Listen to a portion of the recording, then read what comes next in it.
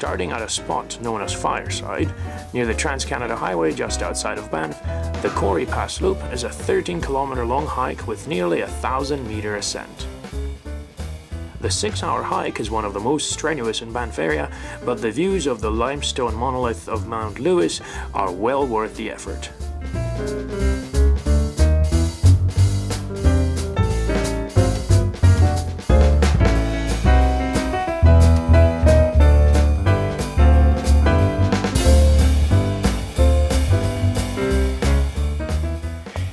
And this is Cory Pass.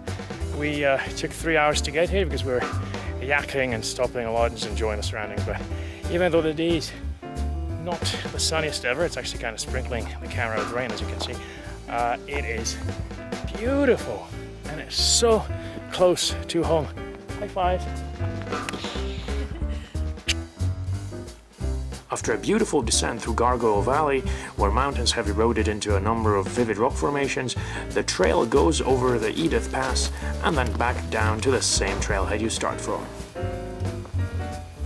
This is beautiful.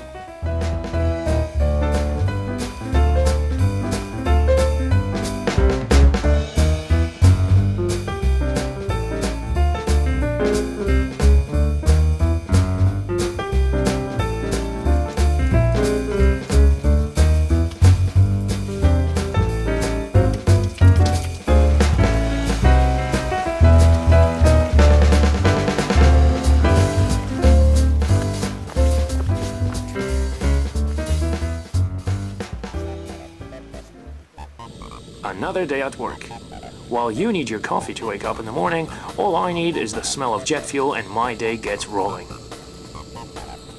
Ever so often I get to escort visitors on heli tours, and this particular trip was out to the glaciers near Mount Assiniboine.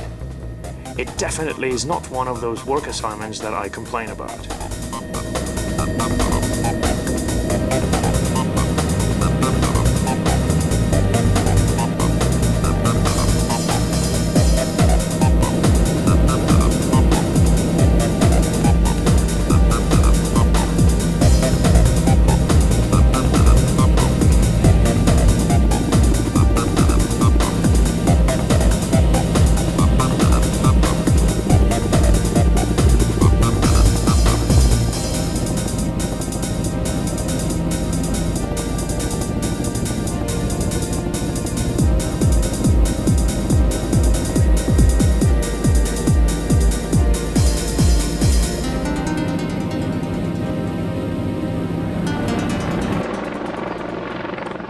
Heli flying isn't all fun time. These aerial workhorses perform all kinds of duties in the park, and one of their tasks is firefighting.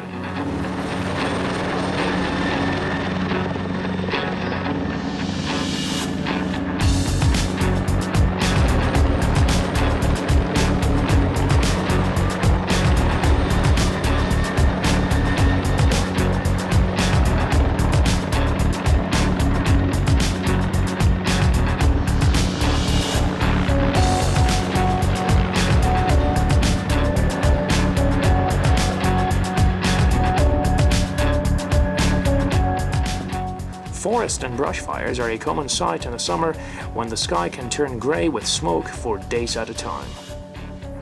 Great effort by many people, coupled with huge cost of all the tools used, are meant to prevent massive burns that can take out tremendous parts of the national park. Seen here is the damage done by a forest fire which ravaged parts of the Kootenay National Park in 2003. To this day, people visiting the spectacular Marble Canyon just off Highway 93 will find burnt logs, enormous stands of dead trees, and plenty of damage. But life is slowly coming back to these mountainsides, as fire is a perfectly natural occurrence.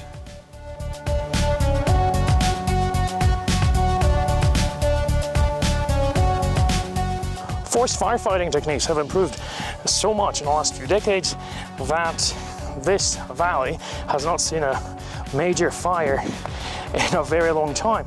And that is quite a unnatural situation, because normally you would get a very big burn through here every 30 to 50 years. Without that burn, all kinds of old trees make it to an unusually old age, and there's not much diversity. A fire sort of resets the ecosystem, kills off all the old stuff, turns it into fertilizer, and then new things, new trees can come in and grow happily. To allow this recycling or resetting of the forest ecosystem, small controlled fires are started by the park staff, and the fire is allowed to do its work. I'm walking through a site of one of those controlled burns. This spot was burnt back in 1993, and as you can see, all kinds of young trees of different species are already coming in. And this illustrates that these controlled burns are actually very good for the ecosystem, because instead of having this homogeneous forest, you end up with a quilt, a patchwork of many different species, which creates a better habitat for animals, and of course is more pleasant for humans to enjoy.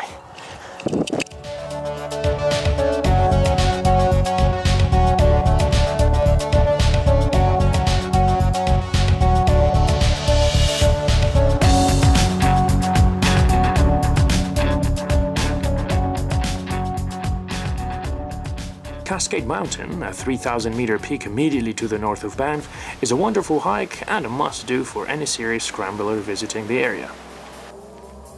It takes between 7 and 10 hours round trip, but the effort is well worth it.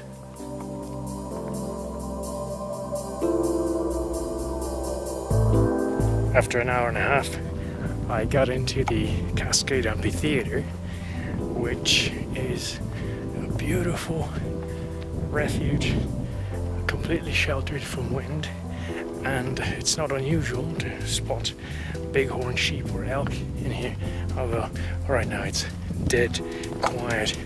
Have a look at this.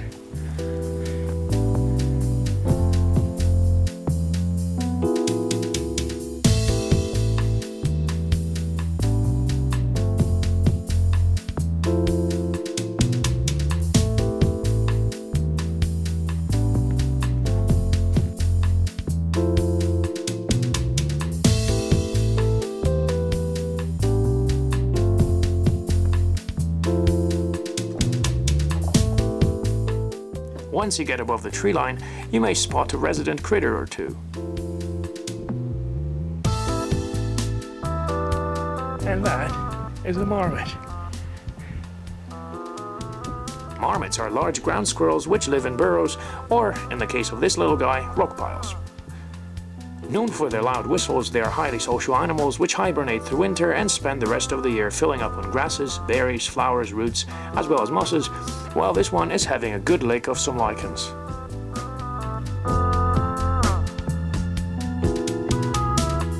I thought if this little guy had his snack, I could also use one.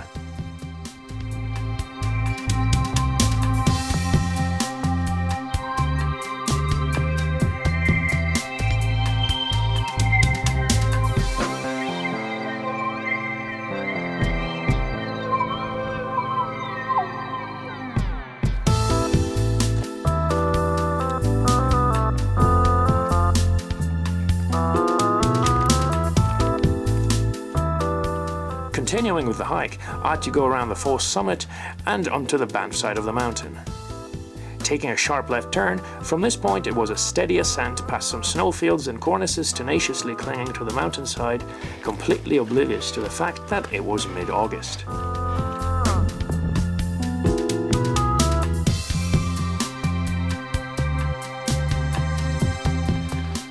3.5 hours into it, I'm at the final stretch. From here, it's just this ziggy-zaggy path all the way to the summit. I figure about 15-20 minutes.